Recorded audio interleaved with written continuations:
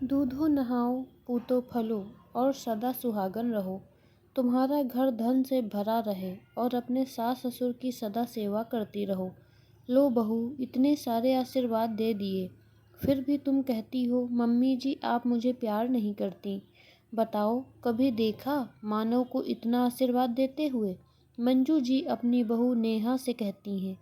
नेहा बोली, मम्मी जी कभी मेरे खुद के लिए कोई आशीर्वाद दिया कीजिए, जैसे सदा स्वस्थ रहो और सदा सफल रहो, कि आप कभी नहीं कहती। मानती हूँ बुजुर्गों का दिया हुआ आशीर्वाद बहुमूल्य होता है, पर आपके इन सभी आशीर्वादों में कहीं न कहीं बस आपका ही फायदा है। मंजू जी बोली, वो कैसे? नेहा बोली, मुझे आज भी याद है जब मैं शादी करके आई थी तब आप कहती थी दूधो नहाओ पूतो फलो। 2 साल बाद आपको पोता मिला, उसके बाद आपको पता चला कि हमारा दूसरा बच्चा नहीं करेंगे, तो आप कहती तुम्हारा घर धन से भरा रहे। अब धन तो इसी घर में आएगा, कौन सा मेरे मायके जाएगा। मंजू जी बोली, बहू तुम क्या क्या सोच लेती हो, लोग सुनेंगे तो क्या कहेंगे। नेहा बोली, मम्मी जी लोगों की छोड़िए, उनका तो काम है कहना, पर आप मेरी सोच को गलत साबित कीजिए ना। अब आप कहती हैं सास ससुर की सेवा करो, मैं रहती यहाँ हूँ तो सेवा भी तो आपकी ही करूँगी, मायके जाकर माँ बाप की सेवा तो करूँगी नहीं, फिर इन सब में मैं कहाँ हूँ। मंजू जी बोली, बहू मैं तुम्हें झोली भर भर के आशीर्वाद देती हूँ और तुम्हें पसंद नहीं आता। नेहा मुस्कुरा कर बोली, मम्मी जी इन सभी आशीर्वादों में बस मुझे तब अच्छा लगता है जब आप कहती हैं सदा सुहागन रहो, उसमें कहीं न कहीं आप मेरे बारे में भी थोड़ा सोच लेती हैं। नेहा के वहाँ जाते ही मंजू जी अपने पति कौशल जी से बोली, सुना आपने बहू क्या कह गई? क्या माता पिता पति पत्नी को अलग अलग आशीर्वाद देते हैं? कौशल जी मुस्कुराकर बोले, माता पिता तो अलग अलग आशीर्वाद नहीं देते, पर सास ससुर जरूर भेदभाव कर देते हैं। मंजू जी बोली, आप कहना क्या चाहते हैं, साफ साफ कहिए। कौशल जी बोले, ये धारणा बहू के मन में आज उत्पन्न नहीं हुई है। सास ससुर के लगातार बेटे बहू में भेदभाव कारण उसके मन में ये धारणा बैठ जाती है कि वो अपने बेटे के लिए अच्छा सोचते और बहू के लिए नहीं। जैसे बहू जब शादी करके आई थी तो वो पढ़ना और कुछ बनना चाहती थी, जो तुमने करने नहीं दिया, तुम्हें पोता चाहिए था। वहीं तुम अपने बेटे की नौकरी और तरक्की से बहुत खुश होती थी, तो कहीं न कहीं बहू के मन में ऐसे विचार उत्पन्न होना स्वाभाविक है।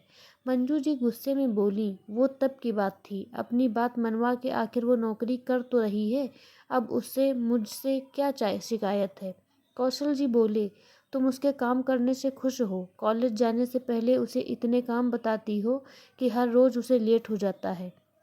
जब भी वो जाती या आती कुछ न कुछ ताने मारती रहती हो। क्या कभी ऐसा व्यवहार तुम अपने बेटे के साथ करती हो? मंजू जी बोली, वो तो मेरा बेटा है, उसकी तुलना बहू से कैसे कर सकती हूँ। कौशल जी बोले, वही तो बात है, ये घर अकेले तुम्हारे बेटे के पैसे से नहीं चलता, बल्कि बहू का भी योगदान है, फिर भी तुम बहू के लिए क्यों नहीं सोचती। मंजू जी उदास बैठे हो गईं, तो कौशल जी बोले, मंजू एक बार सास नहीं बल्कि माँ बनकर दोनों को अपने आप तुम दोनों के विचार बदल जाएंगे। इतना कहकर कौशल जी अखबार लेकर आंगन में चले गए। देखते ही देखते सुबह के 8:45 बज गए। मानव दफ्तर के लिए निकल रहे थे। मंजू जी बोली, मानव 15 मिनट बाद बहू को भी कॉलेज जाना है, तुम उसे अपने साथ क्यों नहीं ले जाते। मानव बोले, माँ उसके चक्कर में मुझे घूम कर जाना पड़ेगा, वो अपने आप चली जाएगी। इतना कहकर मानव चले गए। 15 मिनट बाद नेहा तैयार होकर आई और बोली, मम्मी जी सुबह का नाश्ता और दोपहर का खाना सब बना दी हूँ, समय पर खा लीजिएगा। बंटी अपने आप खाना लेकर खा लेगा, आप परेशान मत होना, मैं चलती हूँ, वरना मुझे देर हो जाएगी। मंजू जी बोली, बहू थोड़ा जल्दी हाथ चलाती तो पति के साथ मोटरसाइकिल पर बैठ कर जाती। नेहा उनकी कटाक्ष भरी बातों पर मुस्कुराती हुई बिना जवाब दिए चली गई। समय यूं ही बीत रहा था। कौशल जी और मंजू जी की दवाई, खान पान सबका ख्याल नेहा रखती थी, क्योंकि मानव को वक्त नहीं मिलता था। एक रोज मंजू जी की ननद कमला जी आईं। नेहा ने एक रोज की छुट्टी ले ली। अगले दिन जब वो कॉलेज जाने लगी तो कमला जी बोली, भाभी ये क्या बात हुई, बहू बैग टांग कर घर से निकल जाती है और घर की सारी जिम्मेदारी बूढ़े कंधों पर छोड़ जाती है।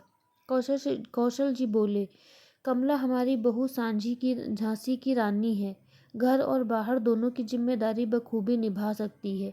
जब बहू हमारी छोटी बड़ी हर चीज़ों का ख्याल रख सकती है तो क्या हम इतना भी सहयोग नहीं कर सकते?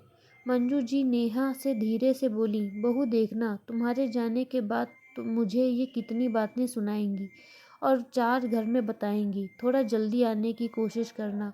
हर रोज़ की नेहा उनके पैर छूकर जा रही थी। बुआ जी बोली, ठीक है, जाओ। कौशल बाबू ने मंजू जी की तरफ देखा तो मंजू जी नेहा के सर पर हाथ रखकर बोली, जैसे जा रही हो वैसे ही लौट कर आना। ये बात सुनकर नेहा के चेहरे पर मुस्कुराहट आई। समय यूं ही बीत रहा था। बुआ जी को आए हुए करीब 10 दिन हो गए।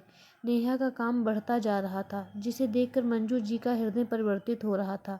अचानक बुआ जी के घर से फ़ोन आया तो उन्होंने जाने की तैयारी की।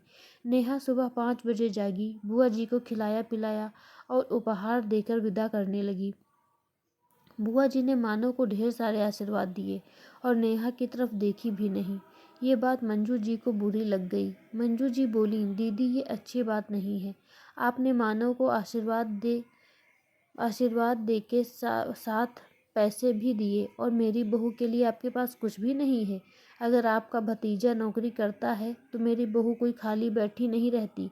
अरे कुछ नहीं तो स्वस्थ रहने का आशीर्वाद दे दो। अगली बार आओगी तो भतीजा नहीं बहू ही बनाकर खिलाएगी। कमला जी को उनकी भूल का एहसास हुआ और वो नेहा के सर पर हाथ रखकर बोली, सदा स्वस्थ और सुहागन रहो। कमला जी के जाते ही नेहा ने मंजू जी को कसकर गले से लगाया और बोली, मम्मी जी, आज आप सास से मेरी माँ बन गई। आज का दिन मेरे लिए हमेशा यादगार दिन रहेगा। इतना कहकर वो कॉलेज जाने की तैयारी करने लगी। अब हर रोज़ की तरह जब भी नेहा जाने से पहले सास ससुर के पैर छूती, मंजू जी ढेर सारे उसे आशीर्वाद देती, हमेशा स्वस्थ रहो और तरक्की करो। जिसे सुनकर नेहा मुस्कुराती और वहीं कौशल जी बच्चों को मुस्कुराता देख खुशी से फूले नहीं समाते। अब मानो भी थोड़ी देर से निकलता और नेहा को कॉलेज छोड़ते हुए जाता। आखिर पति का भी कोई फर्ज होता है। मित्रों, कभी आपने सोचा है जैसे दामाद के बिना बेटी अधूरी, उसी तरह बहू के बिना बेटा अधूरा होता है। फिर आशीर्वाद और प्यार में ये भेदभाव क्यों? आपको यह कहानी कैसी लगी हमें कमेंट करके ज़रूर बताएं। मिलते हैं अपनी अगली कहानी में, तब तक के लिए धन्यवाद।